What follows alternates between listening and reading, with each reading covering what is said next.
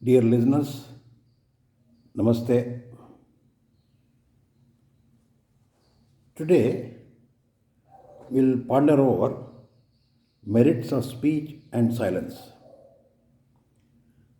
Each one of us crave for self-expression in one way or other. We love to speak whether others around want it or not. In fact, the sweetest voice in the world, which we love and which we love to hear untiringly, is our own voice. We find it very difficult to control the speech. We are very eager to talk and find it very difficult to be silent. The two, we Bharatiyas are very known to be more talkative, very fond of speaking compared to those in other countries of the world. In fact, mobile phone service providers are extremely happy with this situation because they have a continuously growing business in our Bharat.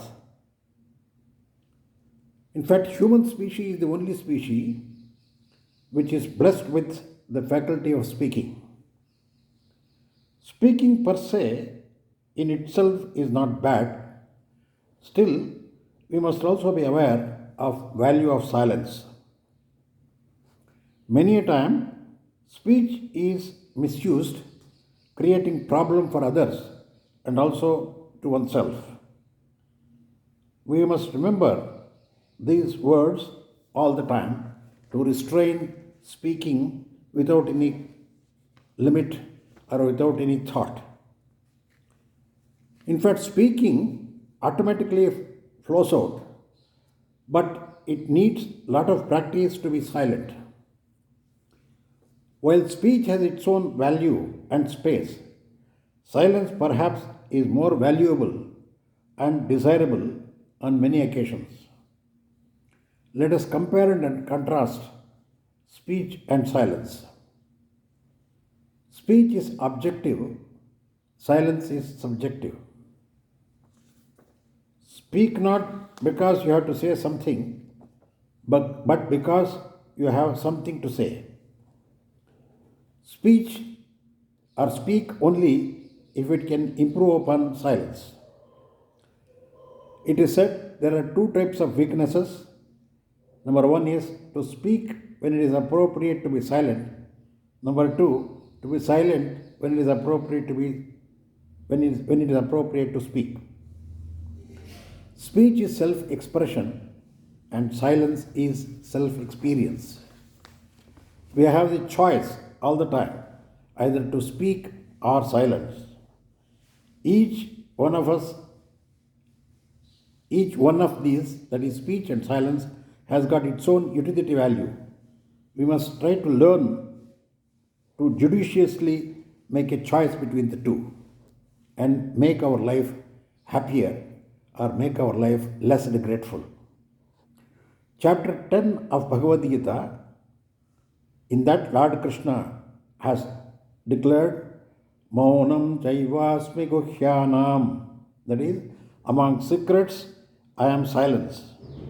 Also under chapter 9 of Bhagavad Gita, Sri Krishna's teaching is, Idan tute guhyatamam pravakshyam yana sujave. I shall now declare the greatest secret. Now let us see the relationship between silence, secret, and God.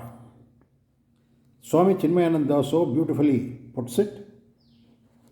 Secrecy, guhyam, is maintained in and nourished by silence. When a secret is ventilated in open discussions, it remains no more a secret. Thus, the very essence of secret lies in silence. So too, knowledge of the self is described as secret of secrets. Now, why is it called a secret? because it is not generally known and it is very difficult to know it as well.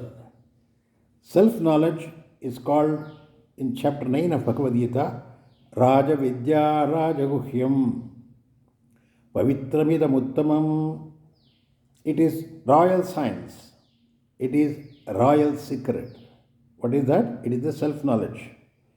This great secret is experienceable and this is maintained, nourished, sustained, grown only in the deep, inner, unbroken silence. In the end of Bhagavad Gita, in chapter 18, Bhagavan Krishna declares, Iti te jnanamakyatam guhyat guhyatar maya. The wisdom, secret of all secrets, has been declared to you by me. And also, please note the following catchy expressions or words on speech and silence. If you want to communicate with man, talk. If you want to communicate with God, be silent. If you keep your mouth shut, eyes open, you can learn more than what you think. While great works are inspired by speech, but written in silence. In Dakshinamurti Stotra of Adi Shankara, the opening verse runs, Mauna Vyakhyana Prakatita Parabrahma Tattvam Yuvanam. The young Guru, who is also called Acharyendram, who is the teacher of teachers, teaches the knowledge of Brahman through silence. And who were the audience? Here was the young Guru. Audience were the older people, but who are themselves blessed with enormous knowledge. We wonder, how can the knowledge be taught or transmitted through silence? Here, silence means not ordinary silence, that is, absence of noise or sound, but it is absolute silence, a still mind. It is said, in the depth of silence roars the voice of divinity. Be still, know that I am God, not think I am God. In fact, all the spiritual practices are meant for making the mind still, creating absolute silence within. It is to make the mind free from disturbances, free from gurgling thoughts. It is said, a still mind is a window through which you can have a glance of divinity. Dr. Babu Rajendra Prasad, the then president of our country, visited Ramana Maharshi and spent about 15 minutes with him. Many bigwigs from the press, from the media, they were waiting anxiously outside the ashram to take the message of Rajendra Prasad. They asked, Sir, may we know what was the topic you deliberated upon with the Maharshi? Rajendra Prasad said, I had a unique form of conversation. I had a unique form of conversation in silence for about 15 minutes, and it was an unforgettable experience enjoying the message of Ramana which I received in silence. On hearing this, media persons became speechless. That's why when we read or hear profound message which touches our heart, we become speechless. That is why it is said, silence is the greatest art of conversation. It is more eloquent than speech. In fact, it is eternal eloquence. Ramana Maharshi was known to be a person of few words. He never indulged in long speeches, arguments, pouring out his opinions, judgments, etc., but was known to clear all the doubts of his devotees through his absolute silence. A still mind, a thoughtless mind is more creative, more powerful tool to communicate, and it is difficult for us to accept this statement as we know not the value and power of silence. Though not anything else, save your words and grow rich internally. Lastly, there is also a beautiful statement which is rather cautious, which cautions us to know the value of speech and silence. Speech is silver, silence is gold.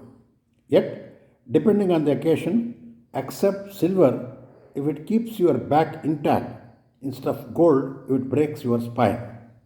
With these words, let me end my talk and slip into silent mode. Wish you all happy silence. Hari Om.